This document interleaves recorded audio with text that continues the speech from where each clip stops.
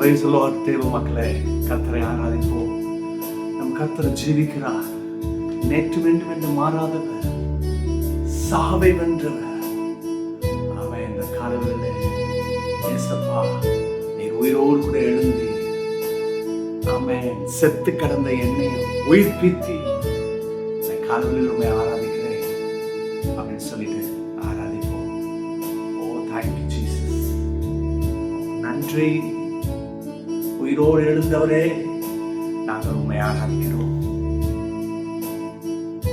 இதயத்தை உயர்த்தி எல்லாரும் வாயத்திருந்த சோதரன் ஜீவிக்கிறவரே நன்றி. உயிரோடு எழுந்தவரே,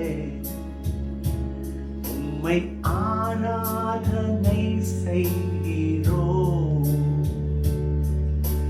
ஜீவனின் அதிபதியே,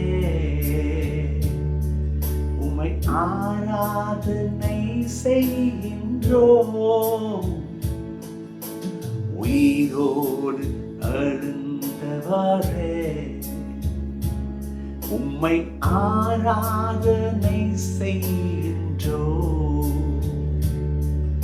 என் ஜீவனின் அதிபதியே, உம்மை ஆராதனை செய்கின்றோ.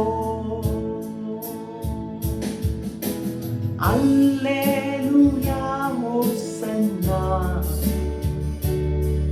ஓ அல்லேலூயா ஹோசன்னா. கரங்களை உயர்த்தி அல்லேலூயா ஹோசன்னா, அல்லேலூயா ஹோசன்னா, அல்லேலூயா ஹோசன்னா. ஓ அல்லேலூயா ஹோசன்னா, அல்லேலூயா ஹோசன்னா, அல்லேலூயா ஹோசன்னா. ஆமென். இயேசுவே, உம்மை ஆராதிக்கிறேன். உம்மை நாங்கள் ஆராதிக்கிறோம். சாவை வென்ற, பாதாளத்தை ஜெயப்படுத்தி, அப்படின்னா எனக்கு என்ன பங்கு இருக்கு? இன்னைக்கு எங்களை அலக்கழித்துக் கொண்டிருக்கிற உபத்திரவங்கள், பஞ்சம், பிரச்சனை, இவைகள் எங்களை ஆள செய்ய முடியாது. ஏனென்று சொன்னால் நீர் மரணத்தை ஜெயித்தீர். மரணம் என்பது ஒரு மனிதன் செத்து விடுவதில்லை. மரணம் என்பது அவனை எந்தெந்த விஷயங்கள், நோய், பலவிதமான உபத்திரவங்கள், பலவிதமான தொல்லைகள், கஷ்டங்கள், இதெல்லாம் அவனை பாதிக்குது பாருங்க. இதெல்லாம் தான் மரணம். இயேசுவே, நீர் உயிரோடு கூட எழுந்திருந்து எனக்கு கொடுத்த உத்தரவாதம், எனக்கு நீர் கொடுத்த வாழ்வு அதை காண்பிக்கிறது. ஆண்டவரே, இன்னைக்கு யார் யாரெல்லாம் இணைந்து நீர் உயிரோடு கூட எழுந்திருக்கும் பொழுது அதில் எங்களுக்கும் வெற்றி இருக்கிறது என்பதை அறிந்து யாரோ அந்த காலங்களிலே உம்மை நோக்கி பார்த்து இயேசுவே ஹோசன்னா என்று சொல்லி கூப்பிடுகிற ஒவ்வொருவருக்கும் நீ பதில் கொடுப்பினாங்க. ஆராதித்துக் கொண்டிருக்கும் பொழுதே அவங்க சரீரங்களில் இருக்கிற நோய், பிசாசின் கட்டுகள், அந்தகார சக்திகள், தோல்வி, இயேசுவின் நாமத்தில் கண்டிந்த பிள்ளைகளுக்கு விடுதலை உண்டாகட்டும், சுகம் உண்டாகட்டும். நீர் மரணத்தை வென்றவர், பாதாளத்தை ஜெயித்தவர். ஆமென். அப்படின்னு சொன்னார். அந்த ஜெயம் எனக்கும் உண்டு என்று சொல்லுகிற ஒவ்வொருவரும், அறிக்கை செய்கிற ஒவ்வொருவரும், விசுவாசிக்கிற ஒவ்வொருவரும் இப்பொழுதே தேவ மகிமை அவர்கள் காணட்டும். இயேசுவின் நாமத்தினாலே. ஆமென், ஆமென், ஆமென். ஹல்லேலூயா. கர்த்தர் பெரிய காரியங்களை நம்முடைய வாழ்க்கையிலே செய்வார். தேவ பிள்ளைகளே, நெகேமியா 8ஆம் அத்தியாயம் 10ஆம் வசனம், அதில் இந்த ஒரு பகுதி வருது. கர்த்தருக்குள் மகிழ்ச்சியாய் இருப்பதே உங்களுடைய பலன் என்றான். ஆமென். ஒரு பெரிய சீக்ரெட்டை இந்த வார்த்தையில் நம்ம கவனிக்கிறோம். நெகமியா திரும்பி அந்த இடிஞ்சு போன அந்த சிட்டியை கட்டுறதுக்கு, அந்த அலங்கத்தை கட்டுறதுக்கு, அந்த கோட்டை சுவரை கட்டுறதுக்கு எல்லா ஃபேவரும் கடவுள் மூலம் வாங்கிட்டு வந்துட்டாரு. ஆனால் இப்போ கட்டும் பொழுது பலவிதமான கேலிகள், நையாண்டிகள் தடுக்கிறாங்க, செய்ய விட மாட்டுறாங்க, குறை பேசுகிறாங்க. எல்லாருக்கும் சோர்வு. இன்னைக்கு பெரிய சோர்வு என்னன்னா, சில பேர் நம்மளை கிரிட்டிசைஸ் பண்ணுறது தான்.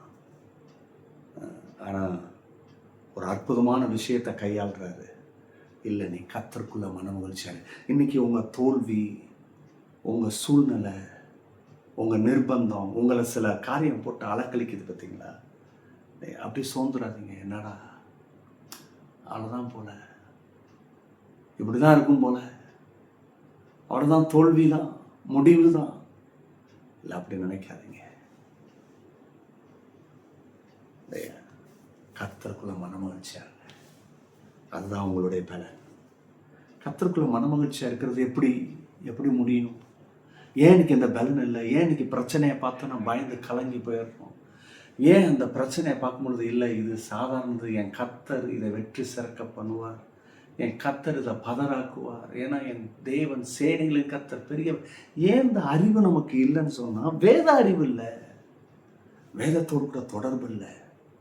தயவுசெய்து பெரிய மாணவர்களை, ஒவ்வொரு நாளும் காலையில் வேதத்தை பரட்டுங்க, வாசிங்க.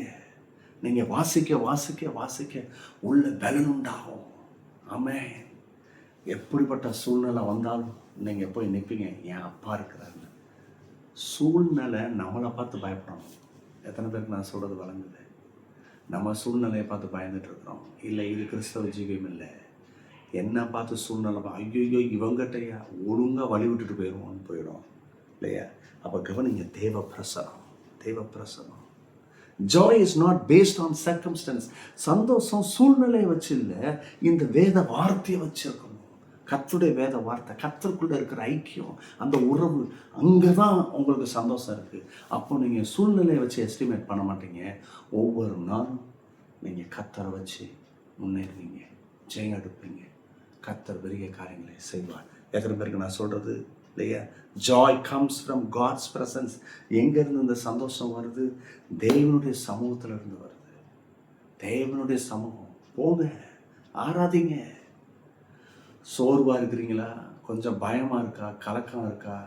இது சரியான அடையாளம். உள்ள ஒரு வீக்கஸ்ட் பாயிண்ட் உருவாகிட்டு இருக்கு. அதுக்கு என்ன காரணம்னா, அங்கே தேவ பிரசனத்துக்குள்ளே உங்களுக்கு பலன் இல்லை. நீங்கள் கடவுளுடைய வேலை வார்த்தையை மறந்துருக்கிறீங்க. கனெக்ஷன் கொஞ்சம் கேப் இருக்குது. இதனால தான் அந்த சோர்வு, இதனால தான் பயம், இதனால தான் கலக்கம். ஏதாவது இப்படி தப்பாக நடந்துருமா, முடிஞ்சிருமா? இல்லை, நீ இப்படி இரு. கர்த்தருக்குள்ள ஜாய், அது பிரசன்ஸ். தெய்வ சமூகத்தில் தான் என்ன உண்டாகும்? வெளிப்பாடு உண்டாகும். செய்கிறீங்களா? அப்பா இயேசுவே, பிள்ளைகளுக்கு அச்சம் பண்ணுறேன்.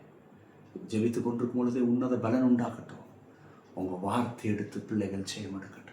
இயேசுவின் நாமத்தினாலே ஆமென். நீங்கள் ஆசீர்வதிக்கப்பட்டவர்கள். God bless you. Bye bye.